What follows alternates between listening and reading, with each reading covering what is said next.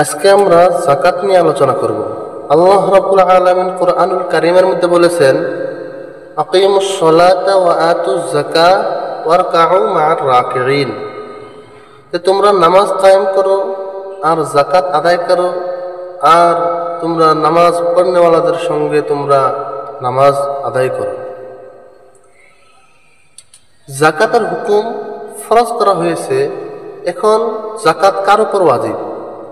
যাকাত ওই ব্যক্তির উপর ওয়াজিব যার কাছে 7.5 ভরি স্বর্ণ আছে, নাইবা 52.5 ভরি রূপা আছে, নাইবা রূপার দাম আছে, তার উপর যাকাত ওয়াজিব।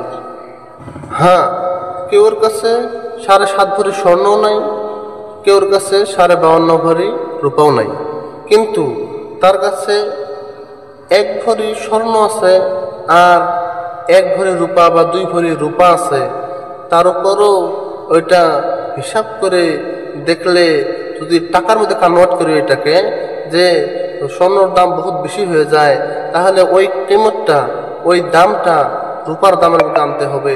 আর রূপার 52.5 ভরি রূপার যতখানি দাম হয়, ততখানি যদি দাম যদি পৌঁছে যায়, তাহলে তার উপর যাকাত ওয়াজিব হয়ে যাবে।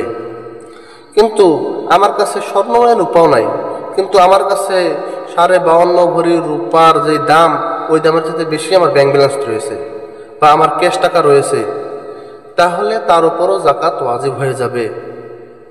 হ্যাঁ, আমার বিজনেস করতেছি, বিজনেসের মধ্যে আমার যেগুলো কেনা বেচা করতেছি, ওই বস্তুগুলোর মধ্যে আমার যাকাত ওয়াজিব হয়ে যাবে।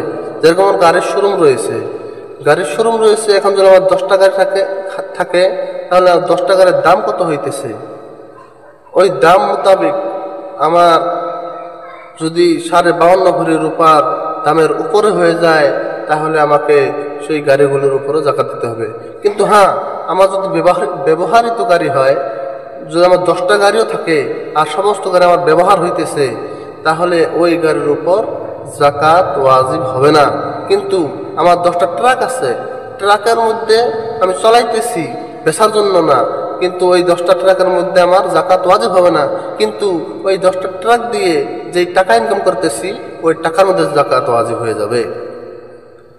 সেই জন্য আমরা এই মাসআলাগুলোকে শুদ্ধভাবে জানার জন্য চেষ্টা করব, আর এর উপর আমরা যাকাত আদায় করে দিব।